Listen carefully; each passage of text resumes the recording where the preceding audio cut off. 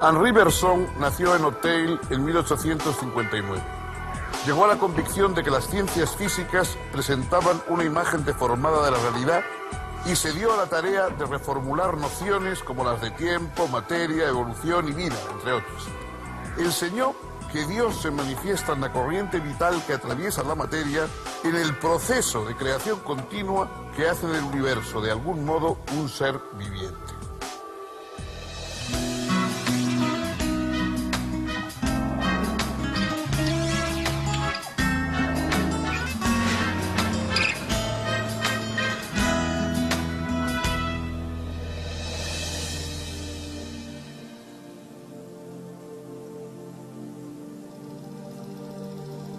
¿Cómo están, amigos? Bienvenidos.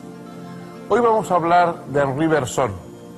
Fue sin duda el más importante filósofo continental del primer tercio del siglo XX. Sobre todo, por supuesto, en Francia destacó, pero también tuvo una influencia en algunos otros países europeos. Bergson es un gran escritor. Hay filósofos que se las arreglan como pueden para transmitir sus ideas y que a veces, quizá, aunque tengan grandes ideas, por torpeza expresiva, las ideas pues parecen más oscuras o más confusas o menos convincentes de lo que son.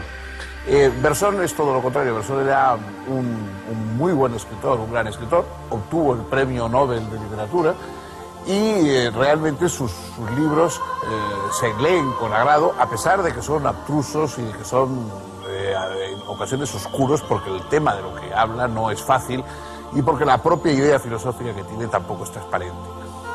Bergson se plantea como cuestión esencial el decir, hay un contraste entre la inteligencia con la que tratamos de comprender el mundo y los datos de nuestra conciencia, lo que se nos revela del mundo mismo. La inteligencia actúa por esquemas, actúa, digamos, parando la realidad, tomando un fragmento de realidad y estudiándolo, separándolo del resto. Mientras que para nosotros la realidad es un continuo, es algo que funciona, digamos, todo seguido y sin esas especies de rupturas que introduce el proceso intelectual.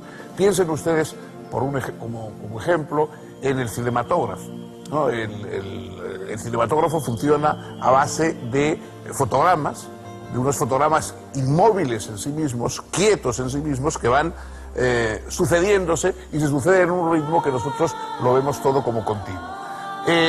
Bergson piensa que la inteligencia actúa así, buscando los fotogramas, digamos, de la realidad, pero la realidad no existe, la realidad no es una película, no funciona así, la realidad es verdaderamente un continuo. Entonces, la inteligencia puede ser útil, pero de una manera restringida. La inteligencia para la ciencia, para el conocimiento práctico, puede ser útil de manera restringida. El verdadero conocimiento de la continuidad de la vida nos tiene que venir por la intuición.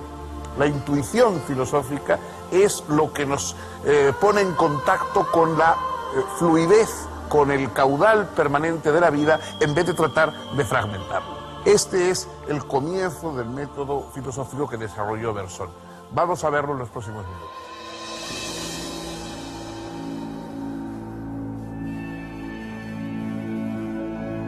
Henri Bergson nació en Auteuil, Francia, en 1859. Fue el segundo de 7 hermanos de una familia judía. Su padre era polaco y su madre inglesa. Estudió en el Lycée Condorcet de París y luego en la École Normale. A partir de 1881 fue profesor en diversos liceos, hasta que en 1900, tras contraer matrimonio con Louise Neuberger, ingresó como docente en el prestigioso Collège de France, donde enseñó hasta 1924. Fue miembro del Instituto de Ciencias Morales y Políticas y de la Academia Francesa. Asimismo, después de la Primera Guerra Mundial, presidió el Comité para la Cooperación Internacional dependiente de la Sociedad de Naciones, antecedente directo de la actual Organización de las Naciones Unidas. La primera obra importante de Bergson, que le dio fama inmediata, fue su ensayo sobre los datos inmediatos de la conciencia, publicado en 1889, texto en el que expuso por primera vez sus ideas sobre el tiempo, la voluntad y la conciencia. Después del ensayo sobre los datos inmediatos de la conciencia, Bergson dio a conocer, entre otros textos, Materia y Memoria, donde analizó la relación entre la mente y el cuerpo, así como las funciones de la memoria. Según Bergson, hay dos especies de memoria: la corporal, que consiste en una articulación de mecanismos motores o hábitos, y que produce, ante cierto estímulo, una repetición mecánica de lo aprendido, y otra memoria, que llama pura o espiritual, y que registra representacionalmente todos los sucesos de nuestra vida. Esta memoria espiritual es filtrada por el cerebro para hacer posible la acción.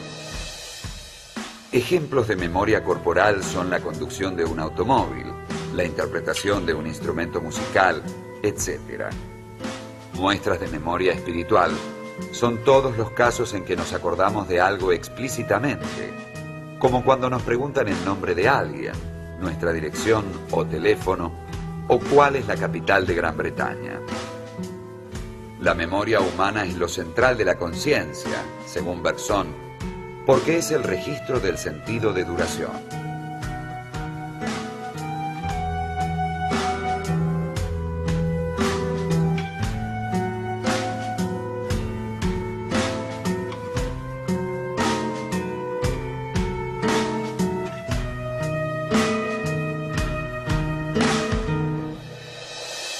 Hay una pregunta que se hace Bergson y que quizá incluso personas no filosóficas se han hecho en ocasiones. La pregunta sobre el tiempo. Si el tiempo es infinito, si viene desde lo infinito y va hacia lo infinito, ¿por qué todas las cosas no han sucedido ya? ¿Por qué las cosas van sucediendo de forma sucesiva? Si el tiempo que ha transcurrido es infinito, ¿por qué no ha sucedido todo ya? Aquí entonces introduce Bergson la idea de duración.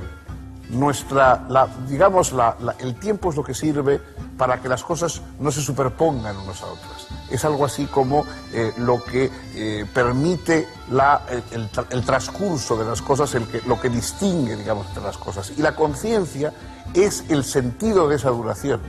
La duración del mundo es lo que primero captamos con nuestra conciencia. Si nos quitan, digamos, el sentido de la duración, prácticamente la conciencia desaparece. ¿Y en cómo se registra esa duración? En forma de memoria. La memoria humana es lo central de la conciencia porque es el registro de la duración, del sentido de duración. La idea de proceso, de evolución, es central en todo el pensamiento de Bergson. Su obra más conocida, La evolución creadora, trata precisamente de cómo el tiempo va haciendo que desde un núcleo central, mítico, en los orígenes que ni siquiera podemos imaginar, el tiempo ha ido diversificando, evolucionando y sacando creadoramente diversidad de cosas que aparentemente se separan, que luego confluyen. Entonces él estudia con la biología de la época los elementos distintos y parecidos de esa evolución. ¿Qué mueve esa evolución? Lo llama Bergson élan vital. El élan vital, el impulso vital. No, la evolución no es un proceso mecánico, no es un proceso ciego, sino que, digamos, va de dentro a fuera.